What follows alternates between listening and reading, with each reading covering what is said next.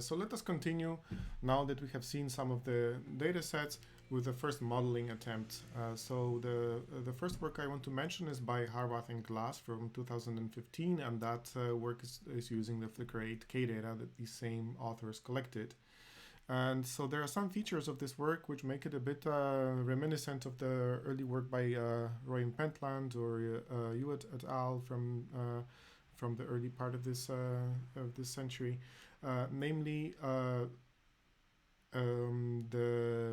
both the speech signal and the image features are pre-processed using pre-trained models. So there is some supervised learning going on before the weakly supervised, visually grounded model takes over, and so the audio features are extracted via a pre-trained convolutional neural network, which is pre-trained on the task of word recognition. The speech signal itself is already pre-segmented into words.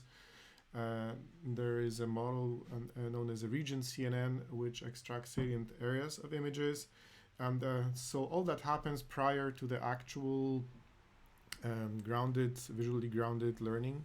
And that part of the model, they call it alignment model, then matches image areas with audio segments.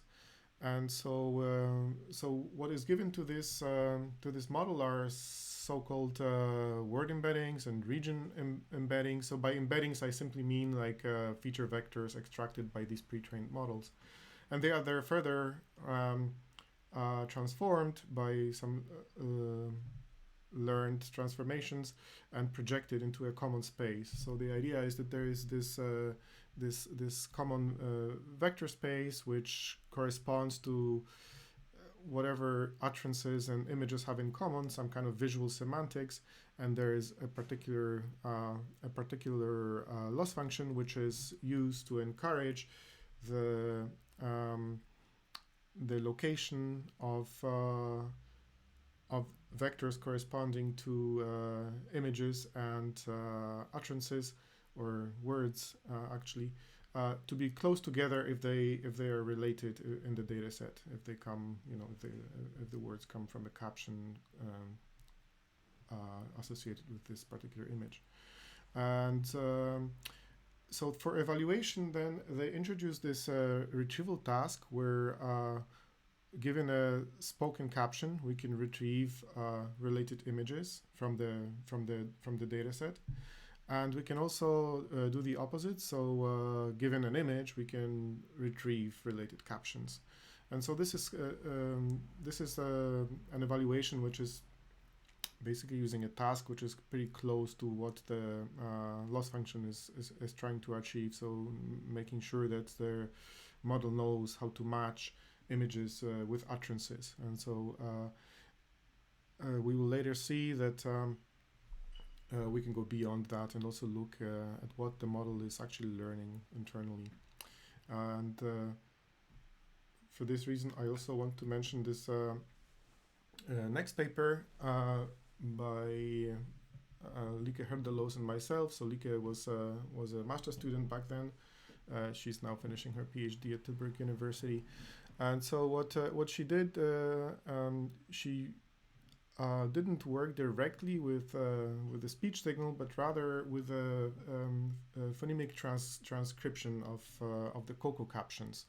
Okay, so again, this is not exactly like the core of what we will be looking at, but it's a first attempt, and it's interesting mostly because of the analyses that then she carried out on what this model is learning.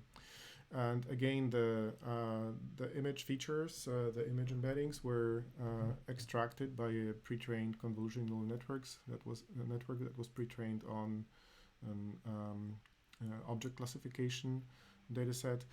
Then the architecture was based on a type of recurrent neural network known as GRU with several layers, and this multi-layer GRU was processing captions which look like what you see on the right hand side there with these phonetic symbols.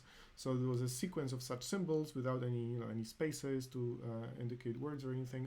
It was basically a representation which was supposed to be somewhat a symbolic version uh, of the speech signal, right? So we see a sequence of phonemes, but we don't know like which where the word starts or ends, or which words there are, or anything like that.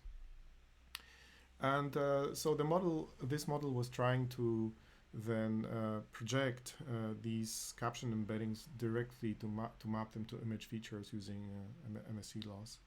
And as I said, perhaps the most interesting thing about this particular paper was that in addition to just doing this retrieval task, so seeing how well the model is able to match captions with images and vice versa, she also looked at what is the nature of these, or what is the information encoded in the representations that the model is inducing. So can we detect something in these learned representations that would correspond to word boundaries?